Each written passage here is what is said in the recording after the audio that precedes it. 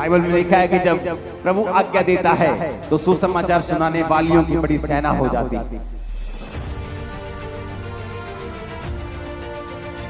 वो समय आ चुका है जब आप प्रीच करें, सुसमाचार को लेके जाएं और अपनी लाइफ को अपनी आंखों के सामने बदलता हुआ पूर्ण रीति के साथ टर्न अराउंड लेता हुआ देखेंगे।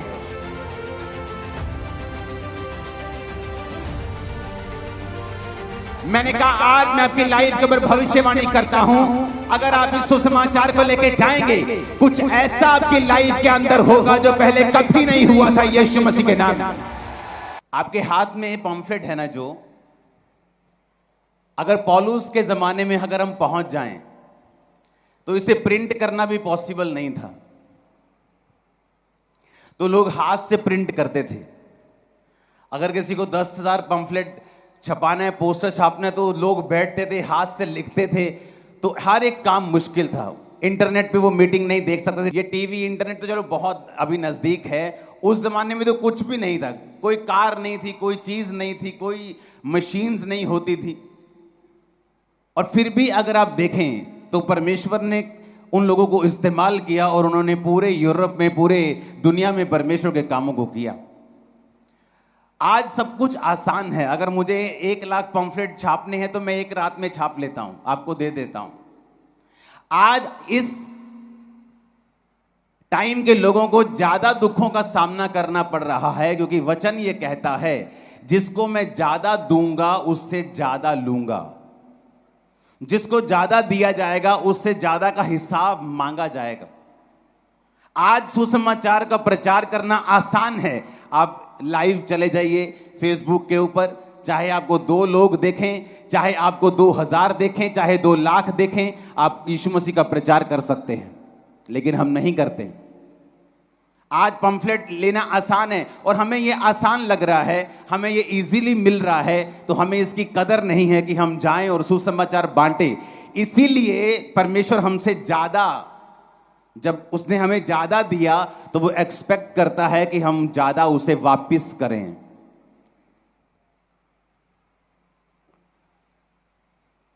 कितने मेरी बातों को समझ रहे हैं?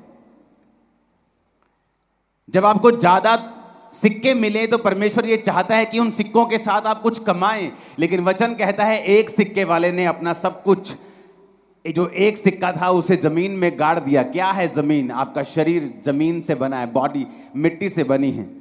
आपको सुसमाचार करने का मौका मिलता है लेकिन आप उसे गाड़ देते हो। आप बोलते हो नहीं, वो नहीं मानेगा, नहीं मुझे काम है, नहीं मेरा बेटा छोटा है, नहीं मेरी बेटी छोटी। लेकिन मुसीबतें आपकी बेटी छोटी है, बेटा छोटा है या काम देखकर आपको नहीं आती। शैतान हमको जब पकड़ता है तो ये देख के नहीं पकड़ता कि आपकी बेटी छोटी है या बेटा छोटा है, या आपको काम है या आपको पैसा है या नहीं, या आप कैसे हैं। बाइबल कहती है परमेश्वर का सुसमाचार प्रचार करना एक हथियार है।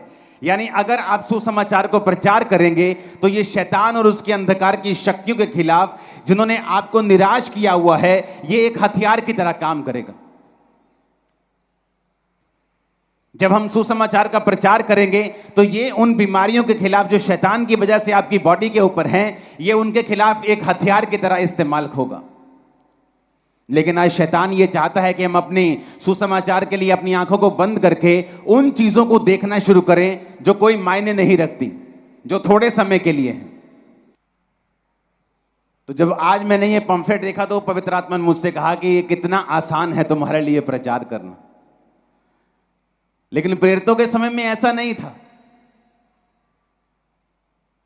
कोई सभा रही होगी जहां प्रेरितों के समय में इतने लोग आए होंगे, क्योंकि उनके पास माइक नहीं था। उनके पास अगर उनको ऊंचा प्रचार करना तो पहाड़ी पे जाके कहीं ऊंचा प्रचार करना पड़ता था कि लोगों को सुनाई दे। वो छोटी छोटी सभाएं करते थे, 2,000, 3,000, 5,000 हद हो गया।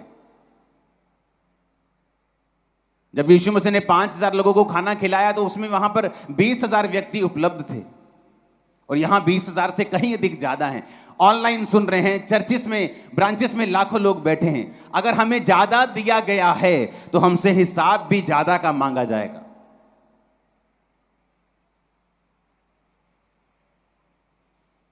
इसीलिए अगर अंधेरा ज्यादा है तो परमेश्वर ने आपको उस अंधेरे से लड़ने के लिए हथियार भी ज्यादा दिए हैं, और अगर आप उसे इस्तेमाल करेंगे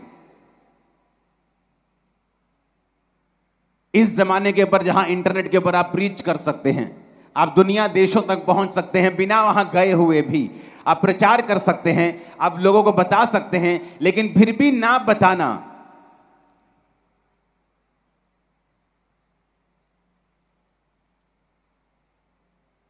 परमेश्वर ने कहा जिन पर शीलो का गुम्मट गिरा, तो क्या वो दूसरे लोगों से अधिक पापी थे कि उन पर वो गुम्मट गिरा और वो सब मर गए? परमेश्वर ने कहा नहीं, वो अधिक पापी नहीं थे, परंतु उन्होंने मन नहीं फिराया था। अगर तुम भी मन नहीं फिराओगे तो इसी प्रकार से नाश होगे।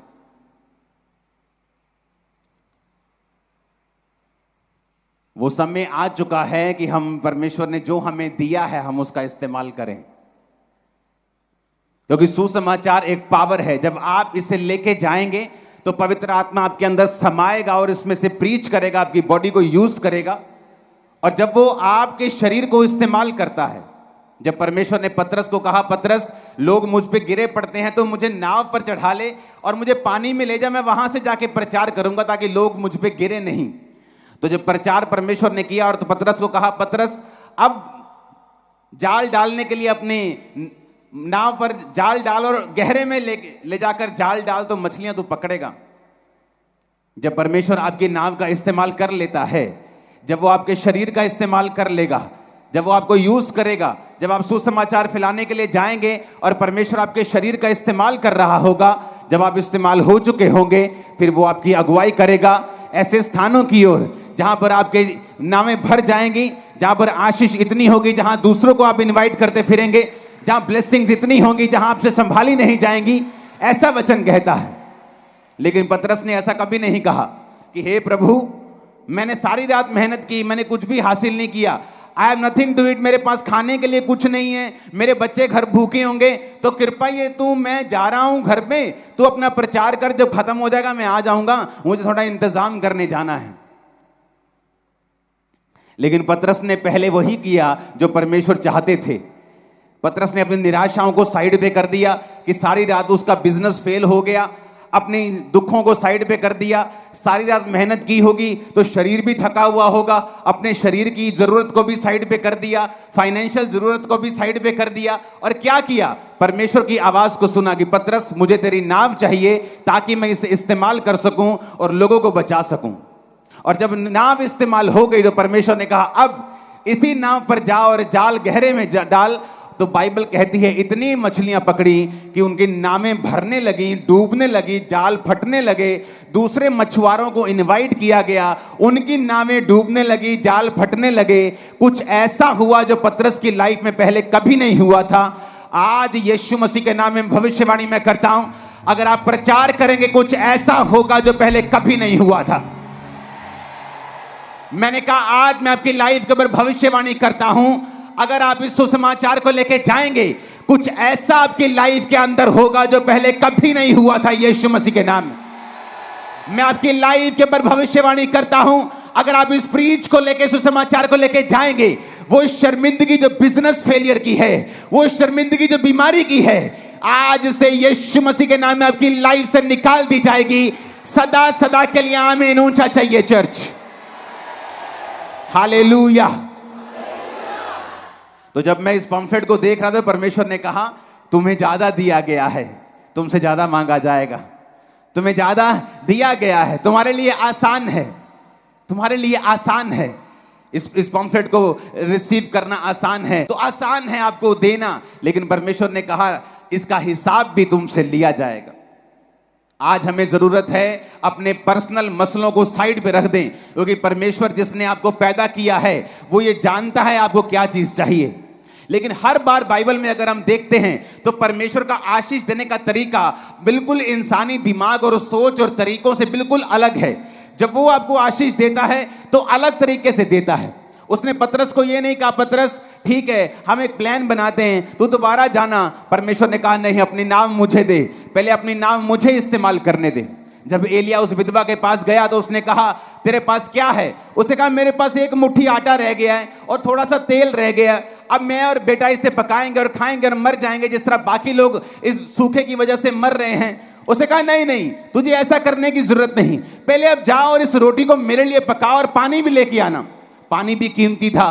आटा भी कीमती था, खाने के लिए कुछ नहीं था, लेकिन परमेश्वर का यही तरीका था। जैसे ही उसने रोटी एलिया को दी, एलिया ने कहा, अब जब तक तू होगी, तेरा बेटा होगा,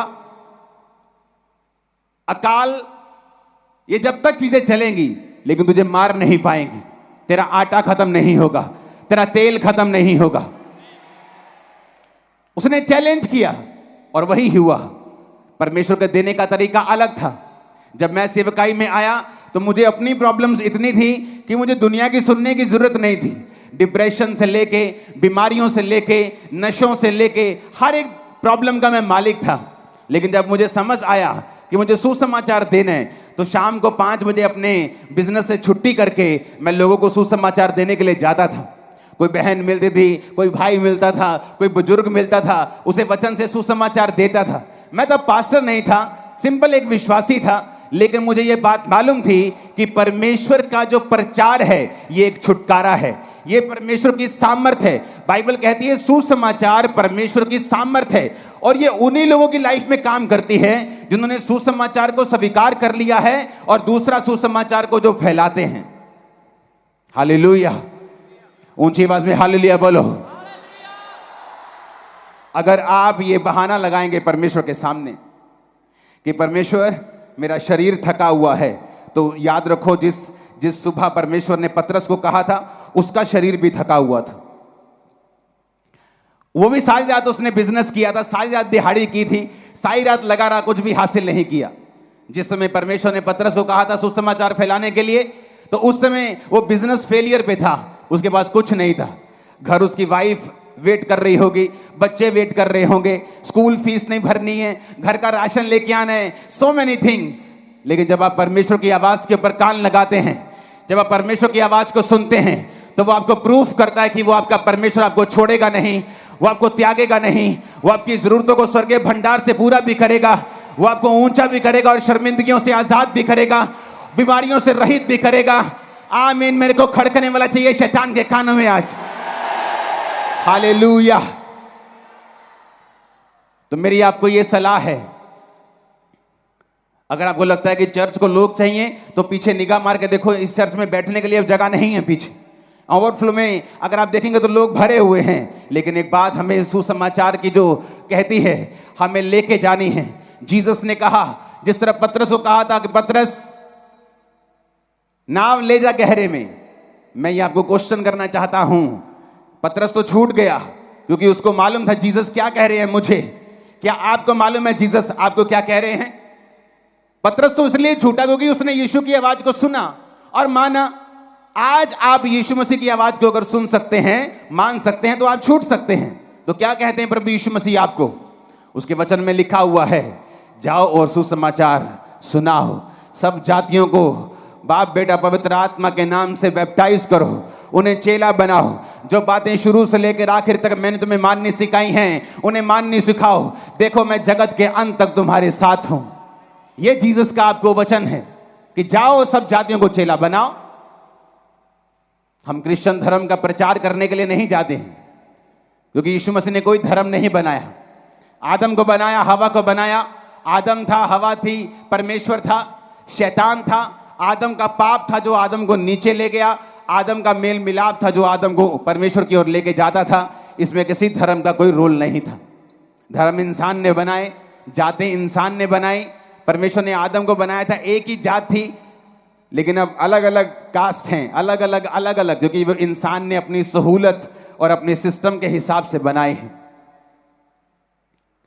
तो जब आप यीशु मसीह का प्रचार लेके जाते हैं, आपको मालूम होना चाहिए कि आप यीशु मसीह की आवाज को सुन रहे हैं, आप परमेश्वर के प्रचार को कर रहे हैं। जिस तरह पतरस ने छुटकारा पाया था, आप छुटकारा पाएंगे। भविष्यवाणी करता हूं आपका परिवार छुटकारा पाएगा। भविष्यवाणी करता हूं आपका बिजनेस छुटकारा पाएगा। भविष्यवाणी करता हूं आपके बच्चे छुटकारा पाएंगे। भविष्यवाणी करता हूं आपका मन छुटकारा पाएगा। डिप्रेशन से आप छुटकारा पाएंगे यीशु मसीह के नाम में। आमीन। ऊंचा चाहिए चर्च। Hallelujah, hallelujah. आप यीशु मसीह की आवाज को सुनने के लिए तैयार हैं? तो इस बात को हमेशा याद रखें, सिर्फ बड़ी मीटिंग का इंतजार ना करें, रोज प्रचार करें, रोज यीशु मसीह के बारे में लोगों को बताएं, उनको इनवाइट करें मीटिंग्स के लिए, उनको बताएं ऑनलाइन जाने के लिए, उनको उनको रात की पहाड़ की प्रार्थना करने के लिए इनवाइट करें। देखें फिर क्या होता है। जब आप अपना जीवन परमेश्वर को देते हैं, आप इस्तेमाल होना लगते हैं, आप ब्लेस होने लगते हैं, आशीषित होने लगते हैं, छूटने लगते हैं। अगर जरूरत के हिसाब से सब लोगों को आशीषित होना हो तो फिर तो सब आशीषित हो जाए, सबको जरूरत है। अगर रोने से सब आशीषित हो जाए तो पहले सबसे पहले बहनें आशीषित हो जाएंगी, रो रो कर बंदे रह जाएंगे। लेकिन ऐसा नहीं है, आप वचन से ब्लेस होते हैं। वचन क्या कहता है? वचन क्या कहता है? जाओ और सुसमाचार, जाओ और सुसमाचार। अपने पड़ोसी को बोलो जाओ और सुसमाचार। बोलो अपने पड़ोसी को जाओ और सुसमाचार, जाओ और सुसमाचार। और शैतान आपको रोकना चाहेगा, आपका शरीर दिखाकर, फाइनेंशियल कंडीशन दिखाकर, टेंशन दिखाकर। लेकिन आपको याद रखना है कि परमेश्वर जिसने आपको सुसमाचार सुनाने के लिए भेजा है वो सब चीजों का ध्यान रखेगा। आमीन ऊंचे वाला चाहिए चर्च। हालेलुया। बाइबल में लिखा है कि जब प्रभु आज्ञा देता है तो सुसमाचार सुनाने वालियों की बड़ी सेना हो जाती है। वालियों के लिखा, बहनों के लिए लिखा है। आप ज्यादा सुनाएंगी सुसमाचार, मेरे को मालूम है। मैं सच कह रहा हूं, मैं कोई बात आपका मुंह देख के नहीं कह रहा हूं। वचन लिखा है सबसे पहले सुसमाचार प्रचार यीशु मसीह के जी उठने के बाद औरतों ने किया था, औरत ने किया था। वो समय आ चुका है जब आप प्रीच करेंगे, सुसमाचार को लेके जाएंगे और अपनी लाइफ को अपनी आंखों के सामने बदलता हुआ, पूरी रीति के साथ टर्न अराउंड लेता हुआ देखेंगे। आमीन ऊंचे वाला चाहिए चर्च। अपने हाथों को उठाओ इस पंफलेट के साथ, ऊंची आवाज में खुदावन से बात करो और कहो, पिता इन पंफलेट्स को अनॉइंट कर, जब मैंने लेके जाऊं तेरे सुसमाचार के साथ, तो ये कोई भी सेम ना रहे जो इसको सुने। तेरी आग मेरे जीवन पे आए, इन पंफलेट्स पे आए। मांगेंगे अपने हाथों को उठा के प्रार्थना करते हुए गैर भाषाओं में।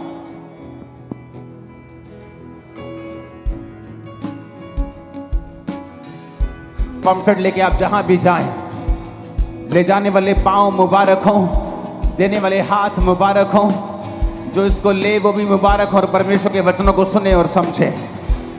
मैं घोषणा करता हूं, आप, आपका परिवार, आपका फाइनेंस सुसमाचार को देने के द्वारा छुटकारा पाएंगे इसी महीने यीशु मसीह के सामर्थ्य नाम। और ये छुटकारा आपका हिस्सा रहेगा। आमीन ऊंचा, ये आशीष हमारी है। परमेश्वर के गहरे वेदों को परमेश्वर के दास के द्वारा जानने के लिए और ऐसी और नई वीडियोस को देखने के लिए हमारे YouTube चैनल को सब्सक्राइब करें और साथ में बेल आइकन को प्रेस करें, ताकि ऐसी और नई वीडियोस की नोटिफिकेशन सबसे पहले आप तक पहुंच सके। जुड़े रहें परमेश्वर की हजूरी के साथ। God bless.